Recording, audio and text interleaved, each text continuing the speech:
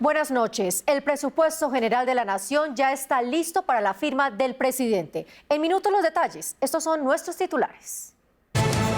Educación y salud por encima del sector defensa en el presupuesto para 2022. Ley de garantías agita el debate nacional. Espera sanción del presidente.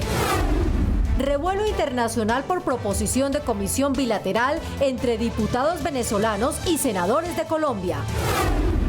Inmunidad de rebaño en manos de los más jóvenes en el país. Mitos y recelos retrasan vacunación. Regresan los días sin IVA tras la esperanza de la reactivación económica. Atracos, raponazos y homicidios sitian a Villavicencio. Lanzan SOS por la seguridad. La soledad del campo. Los jóvenes no quieren mirarlo.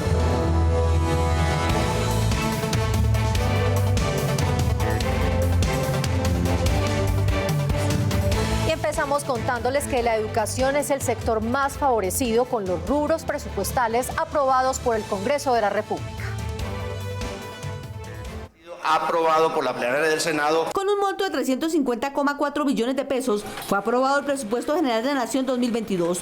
209,1 billones de pesos serán destinados para gastos de funcionamiento, 71,7 billones de pesos para el pago del servicio de la deuda y 69,6 billones serán para la inversión. Es un presupuesto ajustado a la realidad social y política y económica que está viviendo Colombia. Los sectores con mayor destinación presupuestal son educación con 49,5 billones, defensa y policía con 42,6 billones, salud y protección social con 41,9 billones, trabajo con 34,7 billones, hacienda con 24,3 billones e inclusión social y reconciliación con 23,2 billones de pesos. Creo que es un presupuesto que realmente está cumpliendo las brechas que se abrió a través de la pandemia. En materia de inversión, el presupuesto le da prioridad a la generación de empleo y la reactivación económica. Y quiero mostrar cómo pasamos de 62 billones propuestos por el gobierno nacional a 69,6. Incrementamos los ponentes 7,4 billones de pesos y con relación a este año 21, 11 billones de pesos. Es el presupuesto de inversión más alto de la historia de los presupuestos en Colombia. También fueron destinados recursos para apoyar a los jóvenes. Habrá matrícula cero en educación superior pública y podrán contar con un subsidio del 25% para el pago de su salario a quienes los contraten. Algo maravilloso para los jóvenes estratos 1, 2 y 3 que quieran entrar a la policía, al ejército, a la Fuerza Aérea, a la Armada, gratuidad en el curso de incorporación. Hoy un papá tiene que pagar entre 5 y 8 millones, ahora van a tener esa gratuidad. Durante la aprobación, el gobierno aseguró que el presupuesto 2022 está ajustado a la realidad económica, social y fiscal del país y cumple con las metas de reactivación económica, generación de empleo y reducción de la pobreza. Y los programas sociales que desarrolla el gobierno ya tienen estipulados los montos que van a recibir. Estos son los detalles. 25 millones de colombianos serán los beneficiados con los programas sociales. Así quedó aprobado en el presupuesto. Para ayudar a superar la pobreza, 4 millones de hogares recibirán el subsidio de Familias en Acción. Se trata de mantener todos estos programas sociales que viene el gobierno dándole, por ejemplo, ingreso solidario con 7 billones de pesos. También se garantizaron los recursos para el programa de adulto mayor. 1.700.000 de ellos seguirán recibiendo un bono mensual que hoy está en 80.000 pesos y se irá incrementando gradualmente hasta 145.000 pesos. El país tiene que avanzar a la superación de la línea de pobreza extrema de los colombianos que hacen parte del programa Colombia Mayor. Son personas que ya son adultos mayores, que no tienen posibilidad de trabajar, que algunos están cansados, que algunos ya no les queda alternativa y no tuvieron la posibilidad de pensionarse. Los jóvenes y las mujeres que fueron duramente golpeados en la pandemia con la pérdida de sus empleos también fueron priorizados en los programas sociales. El ingreso solidario, fundamentalmente que quedó establecido que el 30% será focalizado en hogares que tenga una mujer como cabeza de hogar. En el presupuesto también se aseguraron los recursos para el programa de apoyo al empleo formal PAEF, 400.000 4.000 trabajadores de micro y medianas empresas recibirán un apoyo para el pago de su salario. Se incrementa más o menos la partida en un 40%, dando sostenibilidad hasta el año 2022.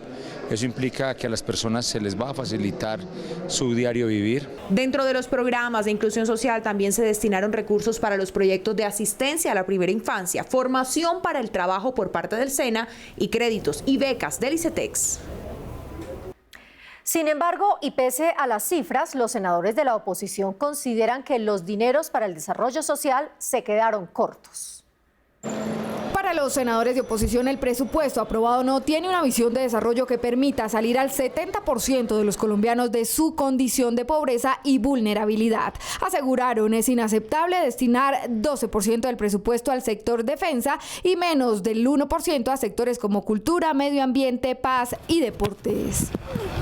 Ese presupuesto es absurdo, es ridículo, ese presupuesto es inaceptable, por eso pedimos que se negara. Afirman se debió destinar menos recursos para el pago de la deuda y más dinero en la generación de empleo y la reactivación económica. Nosotros no podemos seguir siendo el alumno lambón del Fondo Monetario Internacional, que es el único que paga la deuda sin diferirla. Algunos señalaron que el presupuesto reduce el gasto social en sectores como salud, educación y agricultura. La fracción que se dedica a lo social va a ser menor que la de este año y eso inclusive está prohibido por la Constitución Política de Colombia. Afirmaron además hay departamentos como Chocó y Putumayo que no recibirán los recursos necesarios para atender sus necesidades. Me parece que es un trato descomedido con la gente, porque son los que menos vivienda tienen, los que menos carreteras tienen, los que tienen además una riqueza inmensa y nunca se les tiene en cuenta. También manifestaron que el presupuesto destinado para la paz, 780.000 millones de pesos, no son suficientes, lo que profundiza más la crisis social. El artículo que suspende la Ley de Garantías continúa generando polémica. En la aprobación del presupuesto, senadores expresaron sus pro y contra. Una amplia polémica generó la aprobación del artículo 125 del Presupuesto General de la Nación, que permitirá a los entes territoriales poder contratar con el Estado durante la época electoral que se avecina el próximo año. Suspender la Ley de Garantías en pleno proceso electoral no es más que una participación directa del Gobierno Nacional en estas elecciones. Otros senadores defendieron lo aprobado. Afirman que debido a la pandemia, muchos alcaldes no han podido avanzar en sus planes de desarrollo y tienen estancados más de 7.000 proyectos. Ellos han sido los que nos han pedido que eliminemos esa ley de garantías, no para hacer las cosas a dedo, para ellos hacer licitaciones públicas con pliegos tipo. Los grandes escándalos de corrupción de este país se han generado en las esferas capitalinas, no en las regiones. Por lo tanto, tenemos que fortalecer el 92% de los municipios de este país que son categoría sexta. Y para desarrollar sus planes de desarrollo necesitan de la ayuda del Gobierno Nacional. Y eso se suspende con la entrada en vigencia de la Ley de Garantías. Indican que es necesario liberar los recursos para que los entes territoriales, es decir, alcaldes y gobernadores, puedan inyectarlos en obras de infraestructura y programas sociales. Esto va a garantizar que los municipios de Colombia, que los alcaldes, que los gobernadores puedan hacer esas obras pequeñas de infraestructura como placahuellas, como canchas polideportivas, como hospitales, como escuelas, que está requiriendo con urgencia la población colombiana. Ante la discusión, fue aprobado que para evitar actos de corrupción, todos los proyectos que se ejecuten deberán realizarse con licitación pública y pliegos tipo. En las últimas horas, un cruce de cartas entre el Senado colombiano y la Asamblea de Diputados de Venezuela generó bastante revuelo ante la proposición de crear una comisión bilateral para tratar asuntos comerciales y diplomáticos. El presidente Iván Duque rechazó la proposición. Dándole garantías a la oposición y trámite a una proposición elevada en la plenaria del Senado, el presidente del Congreso sometió a votación una proposición del senador Jorge Guevara del Partido Verde para la creación de una comisión bilateral entre los parlamentos de la República de Colombia y la República Bolivariana de Venezuela y trabajar en los siguientes aspectos: normalización de las relaciones diplomáticas, normalización de las relaciones comerciales y la verificación de las buenas prácticas entre nuestros países. Dando cumplimiento y como corresponde en la ley que rige la actuación del presidente, esta fue sometida a votación y aprobada. Pero como reza en la Constitución, el jefe del Estado respondió y aseguró: Mientras yo sea el presidente de Colombia y en defensa de la Carta Democrática y en defensa de los valores que hemos construido con muchos países, además soportados por una denuncia contra el dictador ante la Corte Penal Internacional, no vamos a reconocerlo.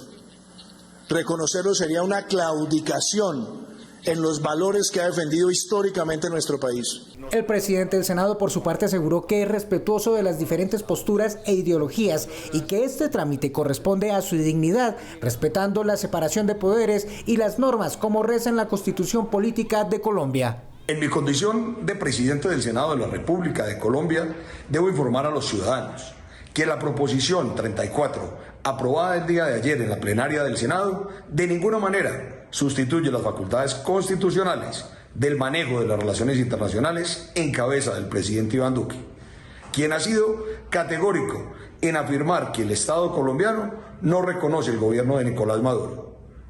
Cualquier avance en el restablecimiento de las relaciones diplomáticas es facultad exclusiva del presidente de la República a través de la Cancillería. En una carta dirigida al presidente del Congreso de Colombia, el presidente de la Asamblea Nacional de Venezuela expresó la buena voluntad de aplicar la proposición aprobada y queda atento a darle trámite y buscar los conductos para darle cumplimiento. Para los fines pertinentes. Mientras tanto, la situación de los migrantes en Colombia es altamente preocupante, sobre todo la de los menores. En Cartagena, un panel internacional de defensores del pueblo acogió algunas propuestas del Senado. La migración sigue traspasando fronteras. Miles de migrantes con sus niños en brazos caminan horas y horas llevando en sus maletas la ilusión, esperanza y el deseo de llegar a los Estados Unidos para cambiar sus vidas. A esta problemática le pusieron cuidado los defensores del pueblo de 20 países reunidos en Cartagena, quienes ven cómo lo que sucede en Necoclí, Antioquia, se convierte minuto a minuto en una bomba de tiempo. Es importante la habilitación, la flexibilización de los cupos diarios en Necoclí y en Acandí. Es importante también habilitar de manera permanente una ruta humanitaria. Ese represamiento ya ha dejado varios migrantes haitianos muertos, sea por enfermedades o porque el mar voltea con furia las precarias embarcaciones en las que intentan llegar a Panamá. Por ello, se hace prioritaria la atención integral humanitaria a los venezolanos, haitianos y cubanos que se ven en las calles y carreteras de Colombia. A través de diplomacia parlamentaria, de diplomacia oficial y un poco de diplomacia humanitaria con los defensores del pueblo, buscar la manera de que este asunto sea tratado como un fenómeno migratorio internacional y de esa manera se pueda buscar apoyo con la comunidad internacional y los organismos multilaterales. Buscar también medidas que estos países de destino también nos apoyen, las organizaciones del Sistema Universal de Derechos Humanos nos apoyen un poquito más. Más que las políticas de refugio, la atención integral al migrante, los estatutos migratorios, lo que ellos reclaman es una ayuda diaria de alimento, medicinas o de abrigo que les permita seguir en el impulso de lograr la meta, llegar a los Estados Unidos. En otras noticias, la vacunación en Colombia avanza en medio de una situación preocupante. Muchos jóvenes de nuestro país mantienen su recelo con la vacuna. Reforzar las medidas de autocuidado y fortalecer el proceso de vacunación en el país es el llamado de las autoridades para mitigar un eventual pico de contagios por COVID-19 en noviembre. Es un riesgo que podemos disminuir sus efectos vacunándonos. Si nos vacunamos, le quitamos personas susceptibles al virus, personas que puedan contagiarse y hacemos cada vez más lenta la transmisión y ojalá ese cuarto pico sea solo de casos. Aunque la vacunación ha avanzado con la aplicación diaria de 250.000 y 300.000 vacunas, falta inmunizar a un amplio porcentaje de la población para alcanzar la inmunidad de rebaño. Faltan 9 millones de colombianos que no tienen la primera dosis ni las 2 dosis que exigen algunos laboratorios.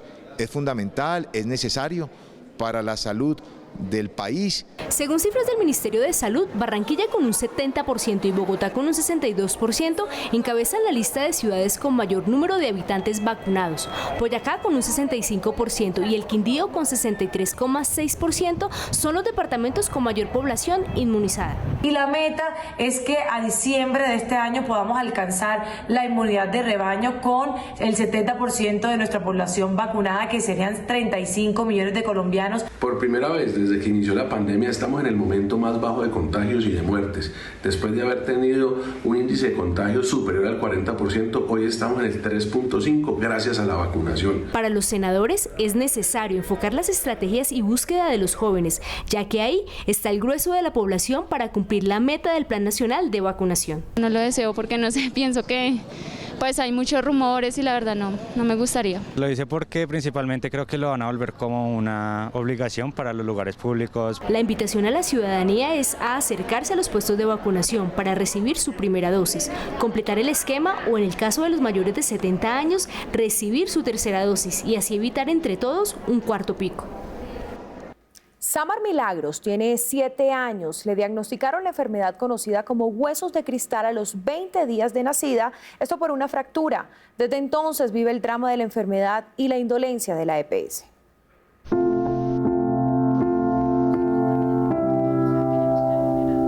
Ella es Samar Milagros y la mujer que la acompaña, Jennifer, su mamá. Samar sufre de una enfermedad huérfana. Sus huesos se fracturan como si fueran de cristal. Cruza la pierna y todo. En su momento tuvo que instaurar 11 derechos de petición, 3 tutelas, 5 desacatos, acudir a la Procuraduría y nada hacía que prestaran una atención de calidad. Entonces tuvo que intervenir al Senado y su situación cambió. La atendieron, pero de nuevo comienza a padecer. Otra tutela, otro desacato y nada que le resuelven esto. 65 órdenes médicas que la EPS no atiende o la hace a medias. Mi hija a lo largo de sus 7 años ha sufrido más de 15 fracturas y le han realizado más de 8 cirugías. Viendo el grave estado de mi hija y que la EPS no nos respondía, estamos afiliadas a la EPS Medimás, pues tuve que colocar una tutela para que le garantizara a mi hija el derecho a la vida y a la salud. Ella es el reflejo de lo que sucede a los colombianos en general a la hora de ir al médico, pero también es ella la que a gritos pide una reforma a la salud que con urgencia necesitan los colombianos, oportuna, de calidad, donde el paciente tenga dignidad y no como le ocurre en la actualidad a Milagros, el incumplimiento de 65 órdenes médicas por su salud. La EPS alega y le dice al juzgado que ellos le han cumplido a mi hija con absolutamente todo y que no entienden yo por qué coloco otro incidente de desacato, cuando la fecha, pues Milagros no ha tenido su cirugía, no ha tenido hidroterapia y en lo que vamos de pandemia le deben más de 72 órdenes entre insumos y medicamentos. ¿Esta es la calidad de la que habla Medimás? Que actúen los órganos de control, Fiscalía, Contraloría, Procuraduría y que se vayan con todo el peso de la ley ante la corrupción que hay en las EPS. Por ahora la EPS dice que ha cumplido. Esta es la respuesta que ha dado al juzgado que ordena el arresto del directivo de la EPS por no acatar lo ordenado por el juez.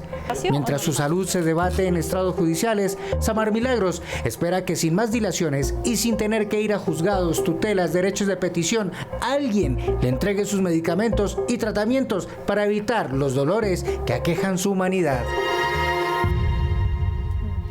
Los días sin IVA, entre otras medidas, están marcando la determinación del Gobierno Nacional para reactivar la economía post-pandemia en el país.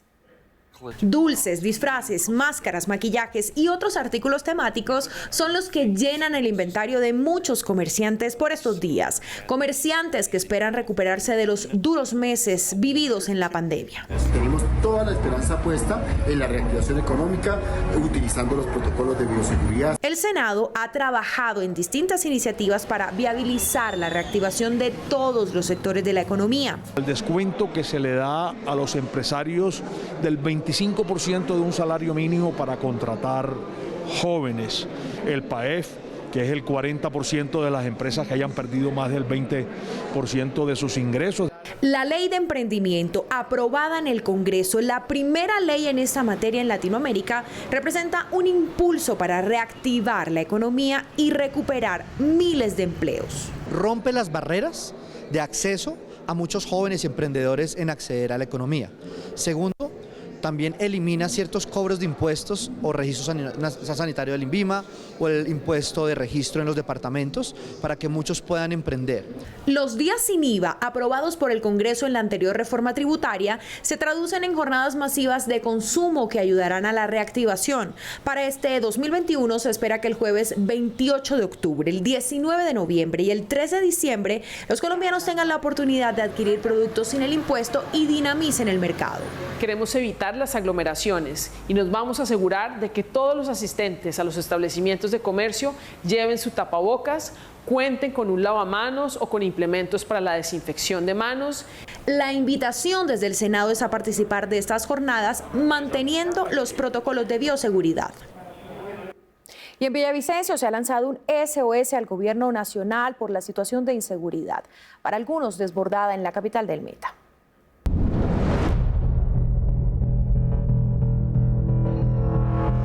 La semana pasada nos robaron dentro de la casa. Estas imágenes y voces se han vuelto comunes en varias ciudades del país, una de ellas Villavicencio. Según datos de la policía, en esta ciudad entre enero y septiembre de 2021 han ocurrido 53 homicidios, 1.587 hurtos a personas, 367 a residencias y 365 a comercio, entre otros hechos delictivos. El hecho más reciente, el asesinato del coronel del ejército José Beltrán. No, es terrible, es el palpable todos los días.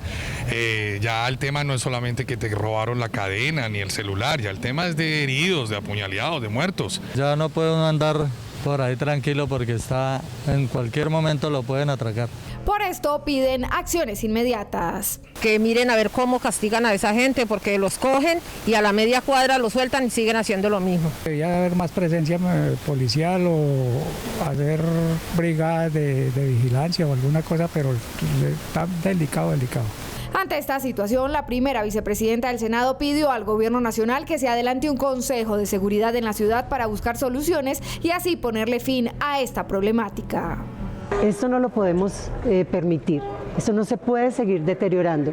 Por eso le pedimos al señor ministro, mediante un oficio, que sea él el que presida el Consejo de Seguridad en Villavicencio, que lo haga de manera urgente y que destine toda la contundencia de nuestra fuerza pública para combatir este flagelo. Para la senadora es indispensable la ampliación de pie de fuerza y patrullajes permanentes para recuperar la paz y la tranquilidad en la ciudad.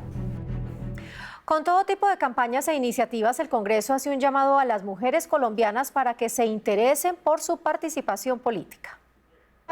Aunque en los últimos años las mujeres han venido ganando espacios de representación política, todavía existe brecha frente a los hombres. Es más difícil para ellas, más para nosotras, más excluyente, más hostil, y por eso tenemos que cambiar todas esas limitaciones. Pensamos que las mujeres tenemos un espacio también en todos los ambientes amplios, en los ambientes abiertos, y la política había sido tal vez uno de los sectores donde las mujeres teníamos menos presencia. Según cifras del Consejo Nacional Electoral, las mujeres elegidas para el Congreso de la República, asambleas y consejos municipales en las últimas elecciones no superan el 20% en ninguna de estas corporaciones.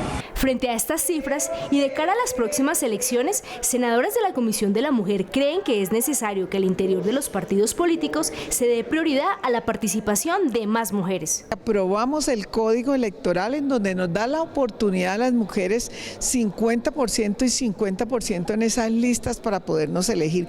Pero esto no es suficiente, a las mujeres hay que darles garantías, hay que darles beneficios. Lanzamos la estrategia Más Mujeres, Más Democracia. ¿Cuál es el objetivo? Apostarle a la paridad, que en las próximas elecciones del Congreso de la República, ojalá, ese es el sueño, pudiéramos tener la mitad del Congreso compuesto por mujeres. En medio de los foros y reuniones para incrementar la participación política de las mujeres, fue recordada la frase de la primera mujer senadora en Colombia, Esmeralda Arboleda, quien decía: no digan no puedo, digan no quiero, porque con voluntad todo se puede hacer.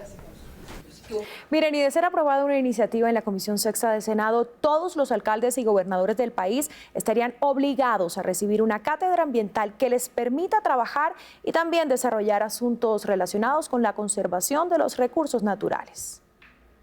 Lo que se quiere es que los tomadores de decisiones que impactan al país tomen las mejores en cada una de las instancias a la hora de impartir normas, elaborar documentos, leyes y acuerdos de orden nacional, departamental y municipal en temas ambientales. El cambio climático es una amenaza real, concreta, no contra los ciudadanos de hoy, sino contra los ciudadanos del futuro, porque si no tratamos ya ese problema, no lo abordamos como debe ser, el futuro de la humanidad está amenazado. Cada persona elegida para el Congreso de la República, una asamblea departamental, un consejo municipal, una gobernación, una alcaldía municipal, la presidencia de una junta de acción comunal o la presidencia de una junta administradora local, asistirá a la cátedra de cambio climático. Hemos aprobado en la comisión una cátedra de cambio climático.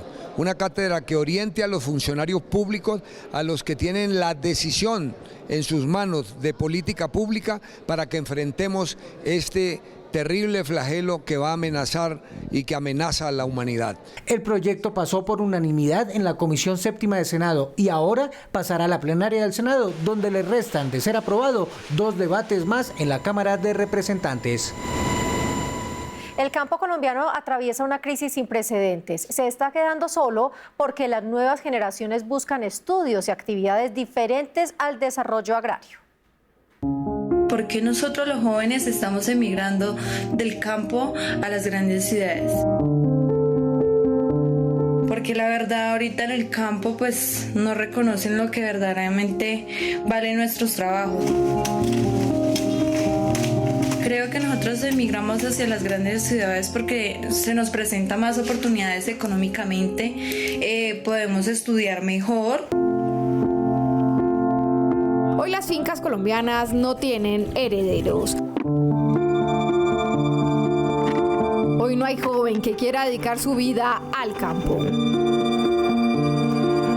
La pobreza que se vive en las zonas rurales y la dificultad para tener una vida mejor los espanta. La mayoría no quiere repetir la historia de unos padres a quienes ha visto matarse trabajando al sol y hoy no tienen ni siquiera la posibilidad de una pensión. Son varias las razones por las que los jóvenes no quieren estar en el campo. Según ellos, la educación en las escuelas rurales no les da conocimientos aplicables para ser productivos en el campo. En los próximos meses o años no va a haber quien trabaje en el sector rural debido al precio de los insumos y fertilizantes que se han incrementado hasta en un 80%. Ante la falta de rentabilidad en el sector agropecuario, senadores aseguran que se deben tomar acciones inmediatas para que esta realidad cambie y los jóvenes retornen al campo. Revisar los tratados de libre comercio, colocarle un tope a los precios de los insumos, promover la asociatividad campesina, asignarle un presupuesto importante